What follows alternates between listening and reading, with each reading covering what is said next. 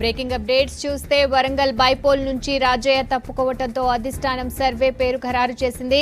వరంగల్లో పోటీ చేయాలంటూ ఏఐసీసీ పెద్దలు సర్వేతో మాట్లాడటంతో ఆయన నామినేషన్ వేసేందుకు కూడా బయలుదేరారు. పెద్దల సూచనలతో సర్వే కూడా పోటీకి ఓకే చెప్పారు. కేంద్ర మాజీ మంత్రిగా తెలుగు ప్రజలకు పరిచయం ఉన్న వ్యక్తిగా సర్వే పేరునే ఫైనల్ చేసింది ఢిల్లీ అధిష్టానం.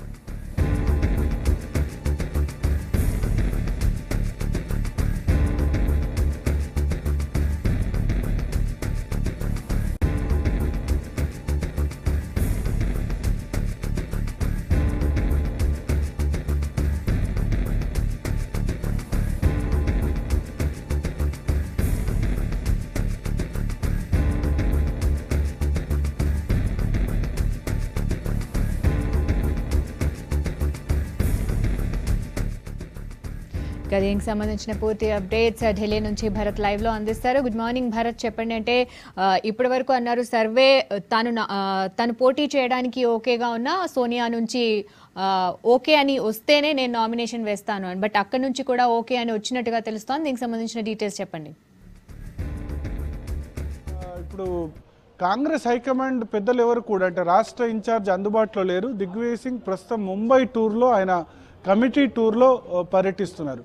సో స్థానిక నాయకత్వానికే ఈ విషయాన్ని వదిలేసినట్టు తెలుస్తుంది. ఉత్తమ్ కుమార్ రెడ్డితో కూడా దిగ్విజయ్ సింగ్ ఫోన్లో మాట్లాడారు. స్థానిక నేతలు చర్చించుకొని ఎవరు సరైన క్యాండిడేట్ అన్నది నిర్ణయించుకొని చర్చించుకొని, ఎందుకంటే సమయం చాలా తక్కువ ఉంది. మధ్యాహ్నం 3 గంటల్లోపే నామినేషన్ వేయాల్సి ఉంటుంది, బీఫామ్ ఇవ్వాల్సి ఉంటుంది. హైదరాబాద్లో సర్వే సత్యనారాయణ లాంటి నేతలు ఉన్నారు కాబట్టి వరంగల్కు బయలుదేరాల్సి ఉంటుంది. కాబట్టి స్థానిక నాయకత్వానికి ఈ విషయంలో హైకమాండ్ స్వేచ్ఛ ఇచ్చింది. ఏఐసీసీ నుంచి అయితే ఇంకా ఎటువంటి అధికారిక ప్రకటన వెలువడలేదు. బట్ సర్వే సత్యనారాయణకు సంబంధించిన ఆయనకు ఫోన్ చేసినప్పుడు ఆయన ఆల్రెడీ వరంగల్కు బయలుదేరారు, నామినేషన్ ఫైల్ చేస్తున్నారని కూడా చెప్పినట్టు తెలుస్తుంది. సో గతంలోనే సర్వే సత్యనారాయణ పేరు రాజయ్య, సర్వే సత్యనారాయణ, రాజారా ప్రతాప్ ఈ ముగ్గురు పేర్లను కాంగ్రెస్ హైకమాండ్కు పంపించారు. అప్పుడు రాజయ్య పేరును సెలెక్ట్ చేశారు. తెలంగాణ ఉద్యమంలో పాల్గొన్నారు. ఆయన పార్లమెంట్ నుంచి కూడా సస్పెండ్ అయ్యారు కాబట్టి స్థానికుడు కాబట్టి ఆయనకు ప్రాధాన్యతనిచ్చారు. సో ఇప్పుడు రాజయ్య పోటీ నుంచి తప్పుకున్న నేపథ్యంలో సర్వే సత్యనారాయణకు అవకాశాలు ఎక్కువగా ఉన్నట్లు తెలుస్తోంది. ఈ విషయంలో పూర్తి స్వేచ్ఛను కూడా కాంగ్రెస్ హైకమాండ్ పీసీసీకే వదిలేసినట్లు తెలుస్తుంది. ఎందుకంటే ఒకటే రోజులో ఇప్పుడు దిగ్విజయ్ సింగ్ ఇక్కడ ఢిల్లీలో అందుబాటులో లేరు, ఎవరు కూడా అందుబాటులో, అటు పీసీసీ అధ్యక్షుడు ఉత్తమ్ కుమార్ రెడ్డి కూడా హైదరాబాద్లో ఉన్నారు కాబట్టి ఇప్పటికిప్పుడు సోనియా గాంధీతో చర్చించి దీన్ని డిక్లేర్ చేయడం అన్నది సాధ్యం కాదు కాబట్టి స్థానిక నాయకత్వానికి వదిలేసినట్టు తెలుస్తుంది. ముందుగా నామినేషన్ ఫైల్ చేసి బీఫారం ఇచ్చిన తర్వాత ఆ తర్వాత ఎవరో ఒక క్యాండిడేట్ అయితే ఖచ్చితంగా ఉండాలి. రాజయ్య ఇప్పుడు బరి నుంచి తప్పుకుంటున్నారు కాబట్టి సో ఖచ్చితంగా ఈ విషయంలో స్థానిక నాయకత్వానికి, స్థానిక పీసీసీకి కాంగ్రెస్ హైకమాండ్ స్వేచ్ఛగా వదిలేసింది. మనం కూడా సర్వే సత్యనారాయణ తరపు వాళ్లతో మాట్లాడినప్పుడు వాళ్ళు ఆల్రెడీ హైదరాబాద్ నుంచి వరంగల్ బయలుదేరారు, నామినేషన్ కూడా ఫైల్ చేయబోతున్నట్లు కూడా వాళ్ళు కన్ఫర్మ్ చేశారు. సో దాదాపు సర్వే సత్యనారాయణ పేరే కన్ఫర్మ్. రైట్ భరత్, మీరు ఒక్క నిమిషం లైన్ లోనే ఉండండి. ఇక స్టేట్ లో పరిస్థితి గురించి మా ఇన్పుట్ ఎడిటర్ సంగప్ప లైవ్ లో అందిస్తారు.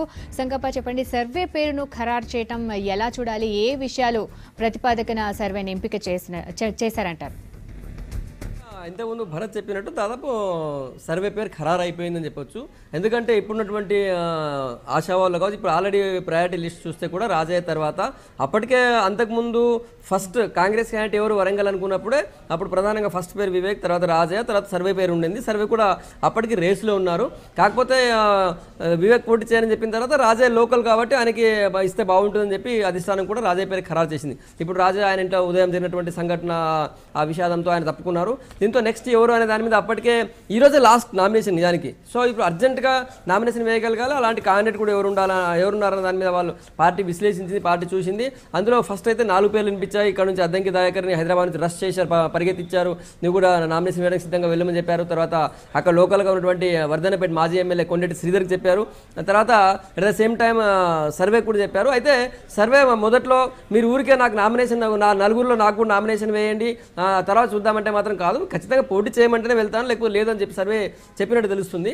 దాంతో ఫైనల్గా ముంబైలో ఉన్నటువంటి దిగ్విజయ్ సింగ్ మళ్ళీ పార్టీ అధిష్టానంతో మాట్లాడి సర్వే పేరు ఫైనల్ చేశారు.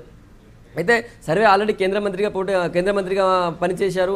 ఆ తర్వాత సర్వే అప్పటికి జిల్లాలో కూడా మా 2-3 సార్లు పర్యటించి వచ్చారు. కాబట్టి ఇప్పుడు నెక్స్ట్ ఉన్న దాంట్లో సర్వేనే బెటర్, ఉన్న దాంట్లో సీనియర్ లీడర్, తర్వాత బెటర్ లీడర్ అని చెప్పి పార్టీ భావించినట్టుంది. కాబట్టి ఆయన పేరు ఫైనల్ చేశారు. అయితే రాజా స్థానికుడు, అంతకుముందు ఎంపీగా చేసిన వ్యక్తి కాబట్టి ఆయన పేరు చెప్పిన తర్వాత ఇప్పుడు ఆయన తప్పుకున్న తర్వాత ఇప్పుడు సర్వే రావడం వల్ల వరంగల్ బైపోల్ ఎలక్షన్ మీద ఎట్లాంటి ప్రభావం ఉంటుంది, ముఖ్యంగా ఆయన గెలిపే అవకాశాలు ఏ మేరకు ఉంటాయా, లేదా టీఆర్ఎస్కి ఏ మేరకు పోటీ ఇస్తారనే దాని మీద ఆల్రెడీ పార్టీలో కూడా చర్చ జరుగుతుంది. అయితే కొంతవరకు రాజయ్య అయితే స్థానికుడు, అంతమంది ఎంపిక చేశాడు కాబట్టి పార్టీ ప్రభుత్వానికి ఉన్న వ్యతిరేకతను ఆయన కైవసం క్యాష్ చేసుకునే అవకాశం ఉంటుంది అన్నటువంటి ఒక భావనతో పార్టీ ఉండింది.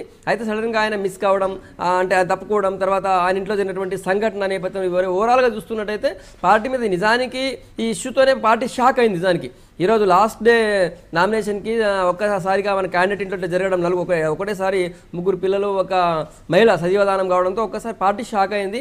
అయితే వెంటనే ఇప్పుడు వాళ్ళకి ఆల్టర్నేటివ్ చూడాలి కాబట్టి ఆయన పోటీ చేయని చెప్పిన తర్వాత ఆల్టర్నేటివ్లో భాగంగా ప్రధానంగా ఉన్న దాంట్లో సర్వే బెటర్ అని చెప్పి పార్టీ భావించింది. సో మరి ఈ టైంలో సర్వే పోటీ చేయడం వల్ల కాంగ్రెస్ పార్టీకి ఎలాంటి మేలు జరుగుతుంది, కాంగ్రెస్ పార్టీ ఏ మేరకు పోటీ ఇస్తుంది అన్నటువంటి విషయం అయితే చూడాల్సి ఉంటుంది. కాకపోతే ఓవరాల్గా అయితే కాంగ్రెస్ పార్టీ ఏ భావనతో ఉందంటే ఖచ్చితంగా ప్రభుత్వం వ్యతిరేకత ఉంది, గట్టి పోటీ ఇస్తాము, అవసరమైతే మేము గెలుస్తాము అన్నట్టు భావనతో ఉన్నారు. ఆల్రెడీ అంతకుముందు ఉత్తమ్ కుమార్ రెడ్డి కూడా 1,00,000 ఓట్ల మెజారిటీతో గెలుస్తామని చెప్పారు. 1,00,000 ఓటు కాకపోయినా బోటాబోట మెజారిటీతోనైనా గెలిచినా ఓడినా కూడా టైట్లో ఉంటామని చెప్పారు. సో ఇప్పుడు క్యాండిడేట్ మార్పు వల్ల వరంగల్ జిల్లా ప్రజలు, వరంగల్ లోక్సభ నియోజకవర్గ ప్రజలు ఎట్లా చూస్తారో చూడాలి. ఎందుకంటే ఇప్పుడు సర్వసత్యనారాయణ అనగా మళ్ళీ సర్వసత్యనారాయణ బయట నుంచి వచ్చిన వాళ్ళు అవుతారు కాబట్టి అక్కడ స్థానికంగా ఉన్నటువంటి టీఆర్ఎస్ అభ్యర్థి ఒక రకంగా చెప్పాలి, దాని మీద ఎలాంటి ఆరోపణలు లేవు, తెలంగాణ ఉద్యమంలో యాక్టివ్గా ఉన్నారు, తర్వాత తెలంగాణ తల్లి విగ్రహ రూపశిల్పులు ఆయన కూడా ఒకరు. కాబట్టి అలాంటి వ్యక్తితో సర్వసత్యనారాయణ పోటీ ఏ మేరకు ఉంటుంది అన్నది చూడాల్సి ఉంటుంది రాధిక. కాకపోతే ఓవరాల్గా సర్వే పేరు సడన్గా ఏం తెర మీదకి వచ్చింది కాదు, సడన్గా తీసుకొచ్చింది కాదు. సర్వే పేరు ఫస్ట్ నుంచి కూడా ప్రస్తావనలో ఉంది, ఆ లిస్టులో ఉంది. ఈవెన్ గాంధీ భవన్లో వీళ్ళు ఎవరైతే అభిప్రాయ సేకరణ చేశారో, ఒక బ్యాలెట్ పేపర్ అంటే ఒక పేపర్ ఇచ్చి అందులో అభిప్రాయ సేకరణ చేశారో అందులో కూడా సర్వే పేరు ఉంది. సరే ఓట్లు ఎన్ని వచ్చాయి, ఎంతమంది సపోర్ట్ చేశారనే విషయం పక్కన పెడితే అందులో కూడా ఉంది. అయితే నిజానికి రాజారాం ప్రతాప్ పేరు కూడా స్థానిక నాయకుడిగా పరిశీలనప్పటికీ కూడా రాజారాం ప్రతాప్తో పోల్చినట్టయితే చాలా సీనియర్ లీడర్, తర్వాత కేంద్ర మంత్రిగా చేసినటువంటి అనుభవం ఉన్నటువంటి వ్యక్తి కాబట్టి కొద్దిగా స్టేచర్ ఇంకా బాగా ఉంటుంది, గట్టి పోటీచ్చే అవకాశం ఉంటుందని చెప్పి పార్టీ భావించింది. అందుకే రాజారాం ప్రతాప్ కంటే కూడా సర్వసత్యనారాయణకే మొగ్గు చూపినట్టు తెలుస్తుంది రాధిక. అయితే సంగప్ప, అంటే ఇంతకుముందు మనం శివాతో మాట్లాడినప్పుడు ఎవరో ఒకరి చేత నామినేషన్ వేయించవచ్చు, ఉపసంహరించుకునే టైం కల్లా ఒక అభ్యర్థిని నిలబెట్టవచ్చు. ఎందుకంటే ఇప్పుడు కాంగ్రెస్ అధినేత్రితో సహా మిగతా నేతలందరూ కూడా, కీలక నేతలందరూ కూడా టూర్లో ఉన్నారు, వాళ్ళకి ఈ విషయం అంతా అందించలేం. కాబట్టి ఇప్పుడు ఎవరో ఒకరి చేత నామినేషన్ వేయించి ఉపసంహరణ టైంకి ఒక అభ్యర్థిని నిలబెట్టవచ్చు అనుకున్నారు. బట్ ఇప్పుడు ఆ ఆలోచన, మీ మాటల్ని బట్టి చూస్తే అయితే నాకు సర్వే పేరు క్లారిటీగా చెప్పేసినట్టుగా అనిపిస్తుంది. ఇంకా మళ్ళీ అభ్యర్థి మార్పు ఉండదే అని అంటారా? నిజానికి రాధిక 4 పేర్లలో సర్వే పేరు కూడా ఉంది. దిగ్విజయ్ సింగ్ ఈ 4కి ఫోన్ చేశారు. ఫస్ట్ 3కి ఫోన్ చేశారు, అద్దంకి దయాకర్కి, కొండేటి శ్రీధర్కి, సర్వసత్యనారాయణకి. 3కి ఫోన్ చేసి మేము 3 కూడా నామినేషన్ వేయండి, ఆ తర్వాత 3 గంటల వరకు నామినేషన్ ఉపసంహరించుకునే టైం వరకు చూద్దాం, ముందైతే మీరు 3 గంటల లోపల మీరు 3 వేయండి అని చెప్పారు. కాకపోతే సర్వే మాత్రం దానికి ఆయన ఇంట్రెస్ట్ చూపించలేదు. మీరు పక్కాగా నేను పోటీ చేయాలి అని చెప్తేనే పోతాను, మళ్ళీ పోయిన తర్వాత నామినేషన్ వేసిన తర్వాత నన్ను ఉపసంహరించుకోమంటే నేను ఉపసంహరించుకోవడం బాగుండదు, మీరు ఫైనల్గా చెప్పండి చెప్పినట్టు తెలుస్తుంది. దాంతో మొత్తం పార్టీ హైకమాండ్లో కూడా చర్చించుకొని ఉన్న దాంట్లో ఇప్పుడు అద్దంకి దయాకర్ అంటే మళ్ళీ అక్కడ వరంగల్ జిల్లా కొత్త అభ్యర్థి అవుతాడు. ఆయన ఇంతకుముందు సర్వసత్యనారాయణతో వాళ్ళతో పోలిసి కూడా జూనియర్ అని, పార్టీలో జూనియర్, మామూలుగా ఓవర్గా రాజకీయాలు కూడా జూనియరే.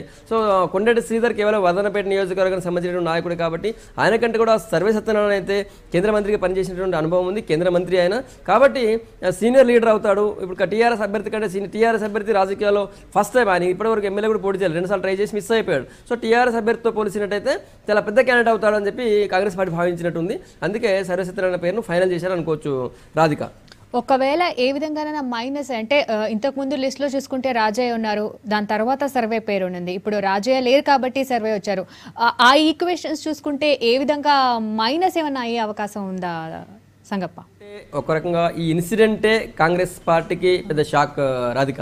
ఎందుకంటే క్యాండిడేట్ ఇంట్లోనే, అభ్యర్థి ఇంట్లోనే ఒక్కసారిగా 4 సజీవదానం అనేది మానవీయ కోణంలో కూడా అందరు బాగా ఆసక్తిగా ఉత్కంఠగా చూస్తున్నటువంటి ఇష్యూస్, అందరు చర్చనీయాంశం. మొత్తం ఓవరాల్గా కాంగ్రెస్ క్యాండిడేట్ ఇంట్లో ఎంత దారుణం జరిగిందట అనేటువంటి చర్చ జరుగుతుంది వరంగల్ జిల్లాలో. కాబట్టి ఇటువంటి టైంలో ఖచ్చితంగా దాని ప్రభావం ఏ స్థాయిలో ఉంటుంది ఓటర్ల మీద కానీ చెప్పకపోయినా కూడా ప్రభావం అయితే ఖచ్చితంగా ప్రజల్లో ఉంటుంది. ప్రజల చర్చ జరుగుతుంది. కాబట్టి ఈ షాక్ నుంచి వాళ్ళు బయటపడడానికి కాంగ్రెస్ పార్టీ వెంటనే ఆల్టర్నేటివ్ ఇంకొని పెట్టుకోవాల్సిన పరిస్థితి వచ్చింది. సో అలాంటప్పుడు ఉన్న దాంట్లో మెరుగైనటువంటి క్యాండిడేట్ చూసుకుంటారు. కాబట్టి రాజే ప్లేస్లో సర్వేసత్యనారాయణను ప్రస్తావించారు, ఆయన పేరు ప్రతిపాదించారు అనుకోవచ్చు. రాధిక.